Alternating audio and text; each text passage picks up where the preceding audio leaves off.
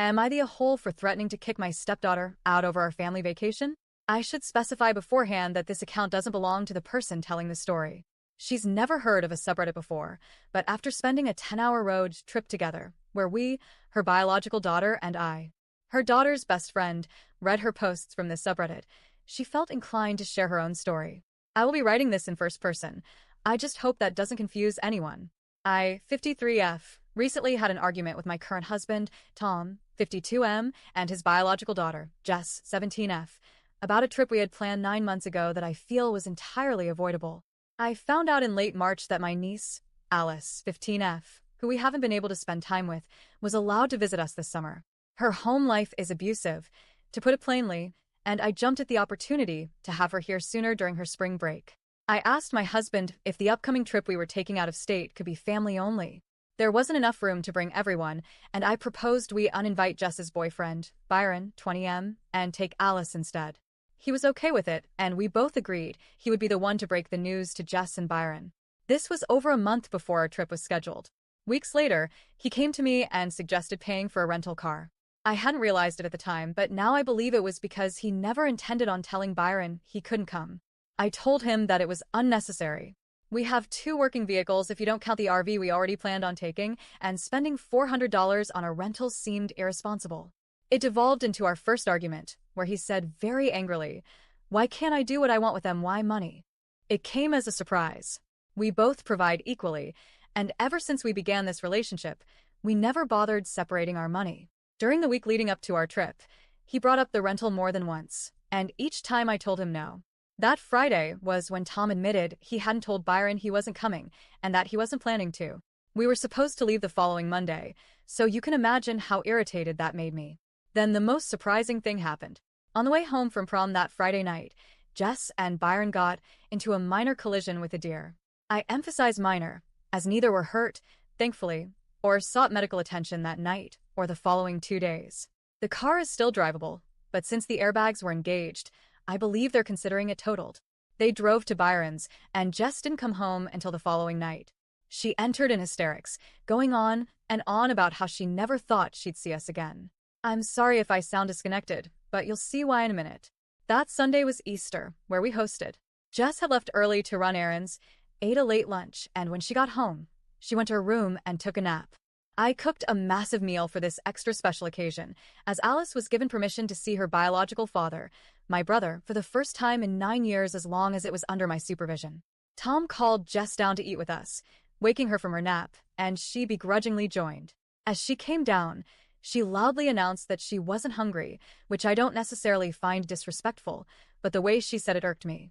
She has had previous issues surrounding her behavior and entitlement for months at this point, and I think it was finally getting to me. Tom told her she could just sit at the table then, and, again begrudgingly, she obliged.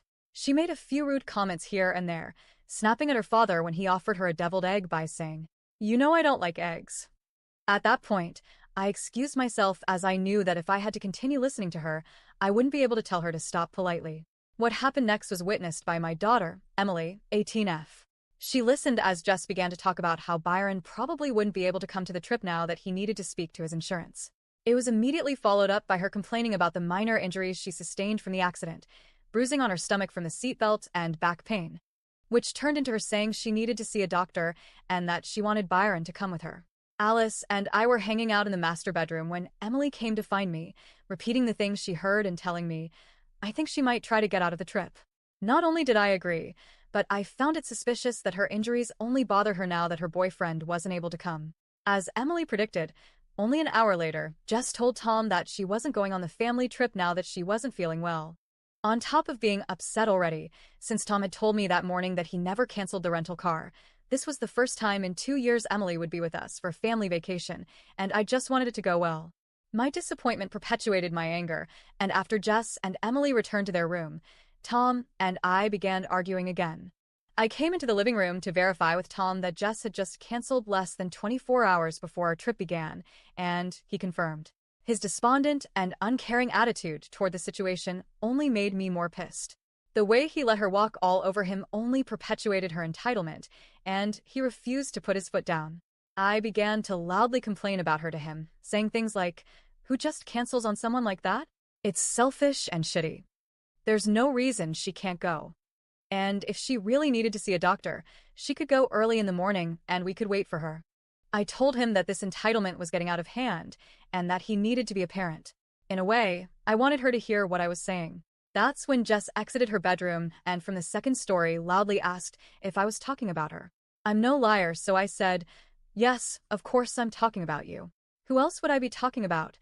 And reiterated everything I had said to her father. She tried defending herself, telling me she needed to look out for her and Byron's mental well-being. I didn't believe her, and I let her know, calling her out and telling her that this was becoming a consistent behavior. She had told me before that she liked having the house to herself, that she liked playing house with her boyfriend while we were away, and that yet again she was putting Byron before her family. This was the last trip we would have together as a family before she left for college, and she was choosing to cancel, even though she thought she was never going to see us again just last night. That's when she blew up. It was, bitch this, bitch that. You're a bitch. You're an asshole. At some point between berating me, she asked if I wanted her to leave, and initially I said no, but then she just continued. She just kept going on, and at some point it broke my resolve. I retaliated. I told her if she was going to speak to me like that, she could get the hell out of my house. That's when Tom stood up, now angry at me. Not his daughter, me. He was completely silent up until then, happy to just watch until I tried to do something about it.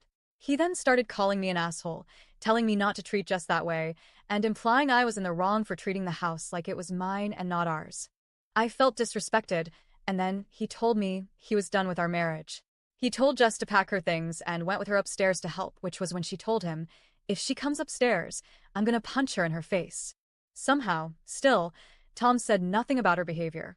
I went back into the master bedroom, followed by my daughter. That's where Alice, Emily, and I stayed for 5 to 10 minutes before I decided to leave. I went upstairs to apologize, finding her in her room and Tom in the hallway. I stood in the open doorway and told her I was sorry for how things escalated, and she immediately cut me off, telling me that I wasn't sorry.